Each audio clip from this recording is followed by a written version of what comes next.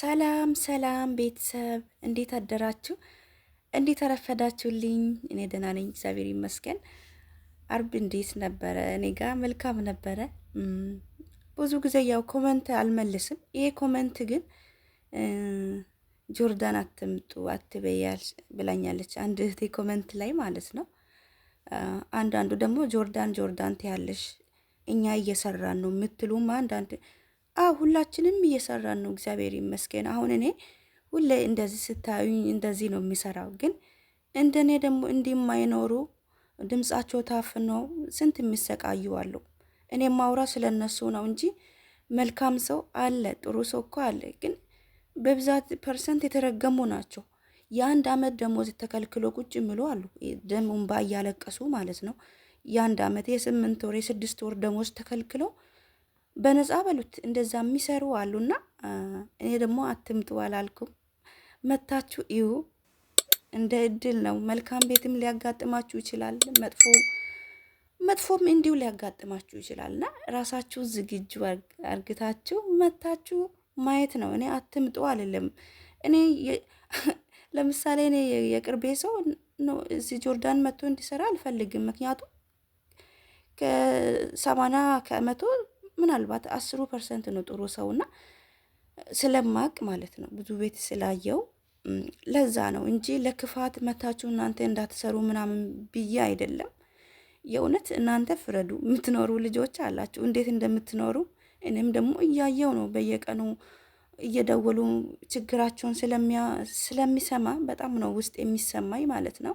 እኔ ጥሩ እየኖርኩ ስለሆነ ሌሎቹ አይቸገሩም ማለት አይደለምና አንዷም እህቴ በጣም የገረመኝ ኮመንት ኧረ በስመ አብ ደሞዝ ላለመስጠት ብሎ ሰውን የሚገሉ ናቸው ምናምን ብላለች። እና ምን ያህል እንደተማረረች እንግዲህ አሰቡትና እኔ ያወራሁት ስለ እነሱ ነው እንጂ ጆርዳን መልካም ሰው የለም እያልኩ አይደለም። ጥሩ ሰው አለ አንዳንድ ማለት ነው። የተረገሙ ደግሞ እርኩስ ከሰይጣን የብሱ አሉ ደግሞ እውነት ሄደው ብላችሁና ስለ ጆርዳን እኔ በደንብ ስላየሁት ነው ማውራው። ሁሌ ጆርዳን ጆርዳን የምለው በብዛት ደግሞ የኔ ተመልካቾች ጆርዳን ስለሆኑ እኔ እንጃ የሆነ አንድ ቤት እንኳን የምንኖር ነው የሚመስለኝና በጣም ከመልመዴ የተነሳ ማለት በየቀኑ ችግርም ስለሚሰማ ማለት ነው አንድ ቤት የምንኖረው ነው የሚመስለኝና ስለሚሰማም አይቼም ስላለፍኩ ነው። ከአንድም 3 ቤት ሰርቼ ስላየሁት ነው። ለዛ ነው ከመጣችሁ ደግሞ ራሳችሁን ዝግጁ፣ ልክ ጦርነት እንደሚሄድ ወታደር ነው ራሳችሁን ዝግጁ። የትኛውም አረብ ሀገር እኮ ጥሩ አሰሪም አለ መጥፎም አሰሪ አለና ግን እኔ እንጃ የጆርዳን አይብስም። የአንድ አመት የ10 ወር ደሞዝ ተይዞባችሁ እስቲ አስቡ። ማርያምን ነው የምላችሁና በየቀኑ የሚሰማው ነገር ለእናንተ እውነት ላይ መስላችሁ ይችላል። ግን በቃ እኔ በጣም ነው የሚሰማኝ የእውነት እኔ አልችልም። የ10 ወር አይደለም የ3 ወር ደሞዝ ተይዞብኝ እኔ አልሰራም። እኔ ትዕግስት የለኝም። ምክንያቱም ግድ ነው እስከሰራችሁ ድረስ ወርን ጠብቃችሁ መቀበል ግድ ነው። እዚህ እኔም ቢሆን 3 4 ሳልጠይቅ አይሰጡኝም። ግን ከወር አያሳልፉም በተአምር። እኔ ከአንድ ወር ደሞዜን አላሳልፍም። ምክንያቱም ባህሪያቸውን ስለማቅ አላሳልፍም። የበለገ ነገር ይምጣ እንጂ እንደዛ ነው መሆን ያለባችሁ። እኔ ጆርዳን አትምጡ አላልኩም። ያው በንዴትም ብዬም ሊሆን ይችላል። ግን ከማየው ነገር አንጻር ነው። በተለይ አዲስ የሆናችሁ ልጆች እናንተ ላይ ነው ጫና የሚበዛው። ያው አዲስ የሆናችሁ ቋንቋም ቻላችሁ ያው ነው። ግን ቋንቋ የሚያውቁ ልጆች መልስ ስለሚመልስላችሁ ይፈራሉ። እናንተ ወደዚህ ስትመጡ ወደ ጆርዳን ስትመጡ ደፋር ነው መሆን ያለባችሁ። ምንም አትፍሩ። በቃ ደሞዝ አንዳንዱማ ደሞዝ ራሱ ለመጠየቅ የሚፈራ አለ። በነፃ እኮ አይደለም 30 ቀን 24 ሰዓት ፈክታችሁ ነው የምትጠይቁት እንጂ እኮ በነፃ አይደለም የምትጠይቁት። ደፋር ከሆናችሁ በጣም ተናጋሪ ከሆናችሁ ከነሱ ጋር ትኖራላችሁ። ያው በጭቅጭቅም በትግልም ከሆነ ግን ከነሱ ጋር ስትኖሩ ደፋር ነው መሆን ያለባችሁ። መፍታችሁን ዝም ማለት የለባችሁ፣ መታገል ነው ያለባችሁ። ይሄ ነገር እንደዚህ ሆነ በቃ ትክክል አይደለም፣ ይሄ እንደዚህ ስለሆነ ነው በቃ ቆፍጠን ብላችሁ ማለት ነው ያው አዲስ ስትሆኑ ቀላል ነው እያልኩ አይደለም። ቋንቋ አለመቻል አለ፣ ብቻ ፍርሃት አለ። ቀላል አይደለም ግን በቃ ላለመፍራት ሞክሩ። እሺ ጆርዳን ስትመጡ ሰዎቹ አይና ወጣ ናቸው፣ ለሰው አያዝኑም እና በጣም አስቸጋሪ ስለሆኑ እናንተ ጎበዝ ደፋር የምትሆኑ ከሆነ በጣም ነው የምትፈሩ፣ ትከበራላችሁ። እህቶቼ እንደዛ ለማለት ነው እንጂ ጆርዳን አትምጡ አልልም። መፍታችሁ ነው የፈለጋችሁበት መሄድ። እንዴ እኔ ምን ቤት ነኝ? እኔ መንግስት አይደለሁም። እኔ አንድ ግለሰብ ተራ ግለሰብ ነኝና እኔ እህቶቼ ላይ የሚደርሰውን እያንዳንዱን ነገር ስለማይ ነው የእውነት በጣም ነው የሚሰማኝ። ምግብ የሌለበት አለ፣ በራብ የሚሞቱ እንደው አጥንታቸው ወጥቶ ከስቶ ምግብ ከማጣታቸው የተነሳ ማለት ደርቆ የሚኖሩ አሉ። እንደዚህ የሚኖሩ አሉ ጆርዳን ውስጥ ተርቦ በራብ ማለት ነው። እና ይሄንን ስለማይ ነው እንደዛ ምለው እንጂ ለክፋት አይደለም። እናንተ መታችሁ እንዳትሰሩ ወይስ ለክፉ ብዬ አይደለም እህቶቼ። እና ያው የምትኖሩ ታውቃላችሁ እንዴት እንደምትኖሩ።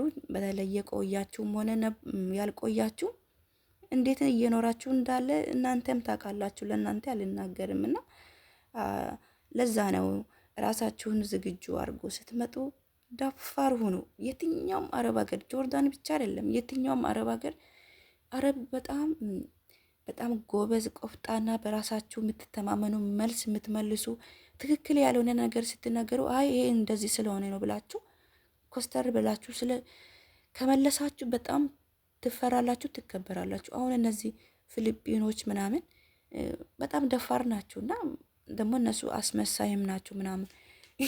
ያው እኛ አበሾች እንደዚህ አስመስሎ መኖር ምናምን አንችልም እና በቃ እንደዚህ አይነት ሰው ነው ከነሱ ጋር መኖር የሚችል፣ የሚያስመስል ሰው፣ ከነሱ ጋር የሚስቅ ሰው ምናምን ነገር እንደዚህ አይነት ሰው ነው ከነሱ ጋር ከአረቦች ጋር ምኖረውና ምንድን ነው አትፍሩ፣ በቃ ደፋር ሆኑ። የትኛውም አረብ ሀገር ስትሄዱ ደፋር ከሆናችሁ ሳትፈሩ የሆነ ነገር የምትጠይቁ ከሆነ ትፈራላችሁ፣ ትከበራላችሁ። የትኛውም አረብ ሀገር ሆነ እና